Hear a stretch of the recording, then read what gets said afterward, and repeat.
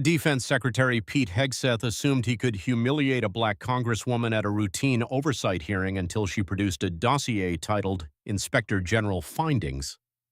The incidents unfolding throughout the next 47 seconds prompted senior armed forces commanders to abandon him, sparked 5 distinct investigations, and forced his resignation within a month.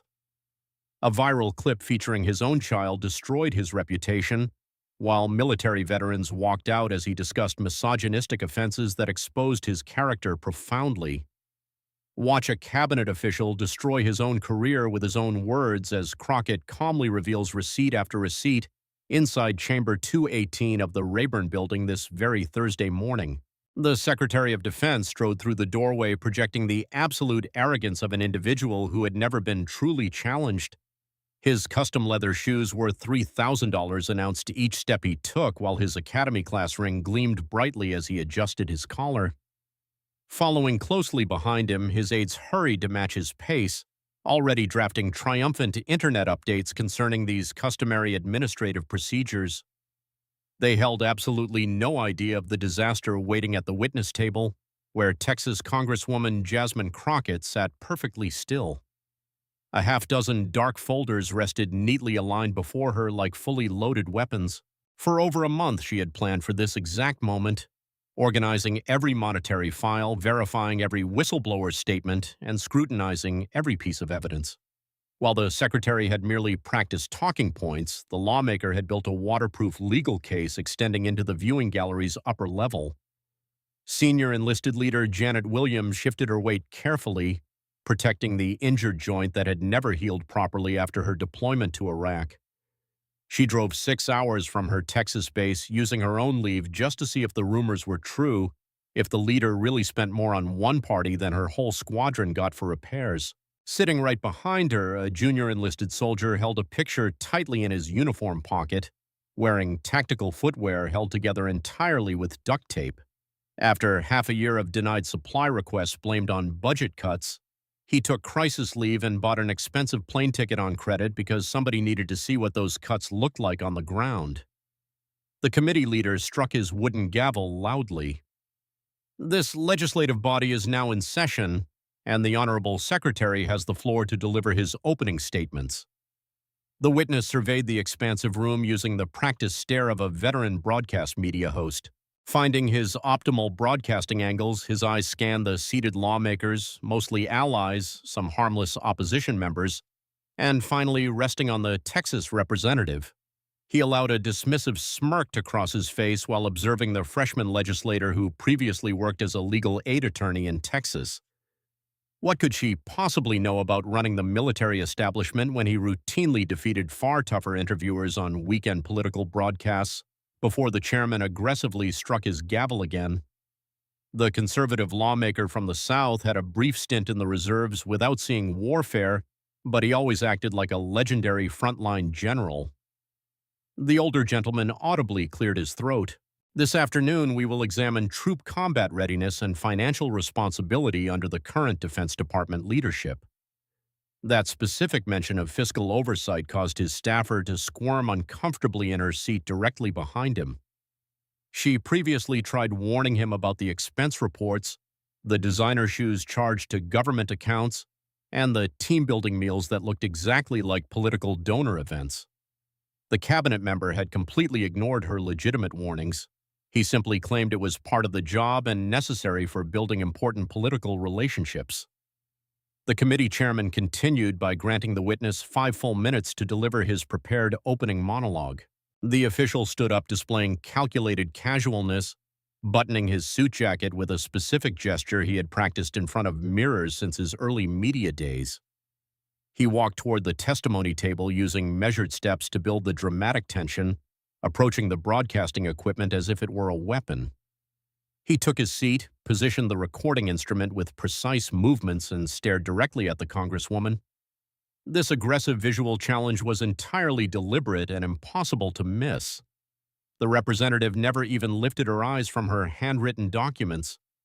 I extend my gratitude to the presiding officer and the esteemed officials gathered on this panel.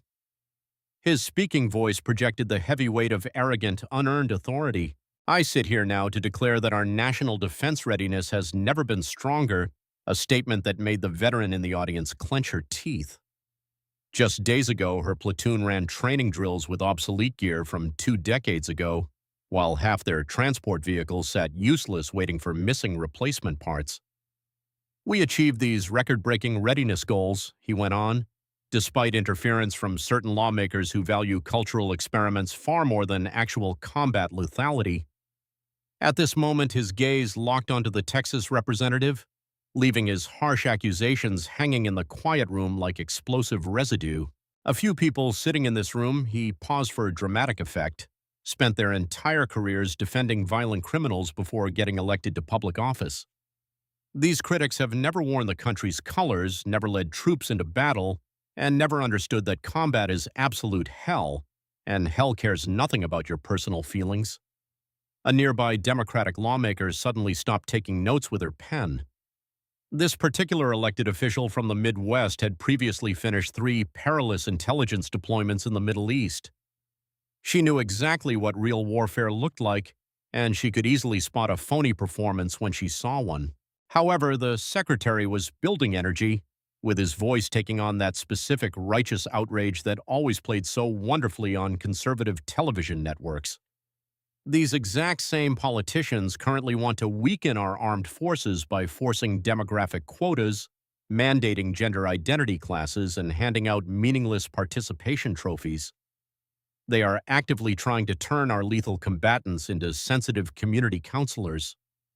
They care far more about getting positive media coverage on liberal channels than the primary goal of killing our enemies and breaking their equipment. He pointed all of his attention directly at the Congresswoman, his voice practically oozing with supreme overconfidence. Maybe if this specific representative spent fewer hours complaining on television about our troops and more time visiting our bases, she would understand why real fighters who bleed and die completely reject her liberal policies. Inside the media section, a veteran defense reporter looked away from his laptop, having covered the official for years and watched him perfect this victim routine, yet something felt different this morning. The lawmaker's complete lack of reaction seemed to genuinely unnerve the secretary, forcing him to aggressively escalate his rhetoric. "I actually led troops in a war zone," the witness boasted loudly, even though his brief deployment as a low-ranking leader involved far more boardroom briefings than actual shootouts. "I have fully earned the absolute right to be the ultimate voice for our men and women in uniform, and I am telling everyone here that they are incredibly tired of acting as guinea pigs for radical progressive experiments. Our soldiers just want to fight and win wars, not worry about fulfilling demographic quotas or using everyone's preferred linguistic identifiers." He leaned back in his leather chair, looking immensely pleased with his aggressive opening monologue. Out of the corner of his eye, he saw his media director give a hidden gesture of approval for delivering a perfect clip for primetime broadcasting.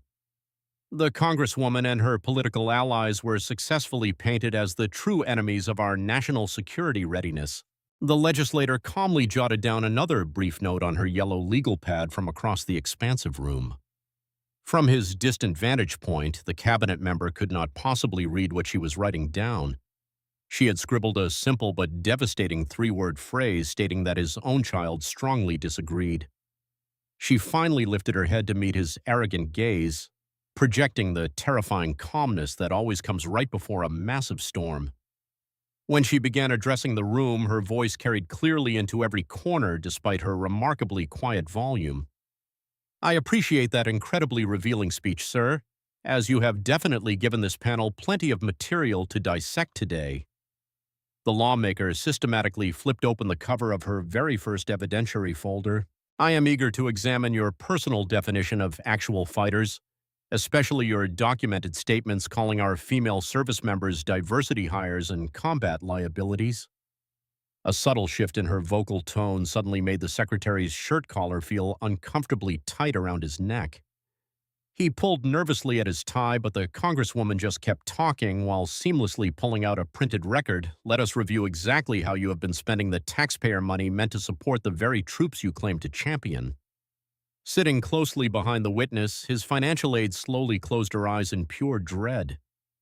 For several agonizing weeks, she had desperately tried to get him ready for this exact line of questioning. The staffer had personally collected all the expense reports, hoping her boss would finally realize the massive legal danger he faced. Rather than listening, he transferred her sideways into a meaningless bureaucratic role, sending a clear threat to anyone else questioning his personal spending habits. Looking at the official, the lawmaker held up a bank record and noted a $47,000 charge at a luxury hotel billed to a government credit card in mid-March. The official memo lists this as a personal freedom party, so please explain how hosting a lavish celebration improves our national combat readiness. The air inside the chamber suddenly felt noticeably colder, while former soldiers leaned forward and journalists hovered their hands over their laptops. That same media director who previously gave a supportive hand gesture was suddenly staring nervously down at his own shoes. The defense leader's defensive response sounded much sharper than he intended, claiming every single event was legally filed and served crucial team-building purposes. Team building, the representative countered smoothly without missing a beat. She pulled out a detailed receipt to read aloud, noting 47 bottles of premium champagne at $400 each for a total of nearly $19,000. A luxury caviar spread meant for 50 guests cost $12,000, while hiring a high-end magazine photographer instead of military personnel added another $5,000. She peered over her stylish reading glasses right at the official, a commanding gesture that made him feel like a misbehaving child in a headmaster's office. Sir, when you mention building morale, whose exact morale are we discussing?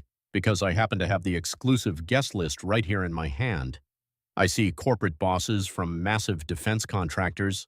I notice wealthy conservative political donors, and I recognize your old television media colleagues.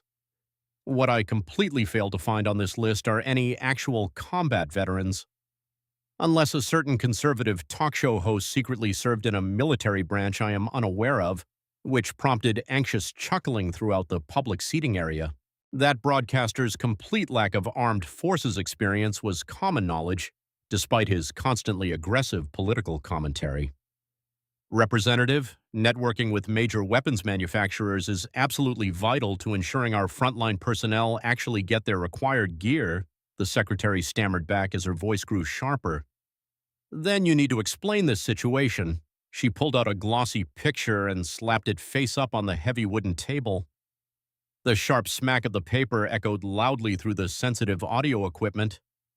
Senior enlisted leader Janet Williams is actually sitting right here inside the public viewing area today. Would the sergeant please stand up, prompting the veteran in the upper rows to slowly rise while carefully protecting her good leg. Her formal attire showcased the heavy metals of a lifelong warrior, including a bronze star, a purple heart, and a combat action badge. Her facial features revealed the deep, permanent exhaustion earned from surviving several hostile foreign deployments. It was the specific kind of premature aging caused by endless tactical paranoia and brutal Middle Eastern sunshine. This leader manages a mechanical repair battalion stationed down in Texas, the lawmaker noted, where her troops keep our machines running, or at least they try their best. When asked how long her mechanics had worked under a broken roof, the veteran's commanding voice echoed back that it had been 8 months, a time frame the Congresswoman immediately repeated for emphasis. The representative quickly produced a second glossy image. This specific picture was taken just a few days ago. Those are plastic pails and trash cans placed everywhere just to catch the pouring rain. That shows highly classified communications hardware hidden under cheap waterproof sheets, right next to a junior mechanic's sleeping cot protected by a makeshift umbrella rig. The shameful photograph suddenly flashed across the massive digital displays mounted around the room. The visual contrast to the luxury hotel receipts was absolutely revolting. Active-duty United States service members were living in horrible environments that would be unacceptable in a disaster relief camp. The unit commander properly submitted a request for $50,000 to permanently fix the facility. Her formal application was completely rejected during that exact same financial quarter. During that identical time period, you casually authorized a $47,000 expenditure entirely on premium sparkling wine.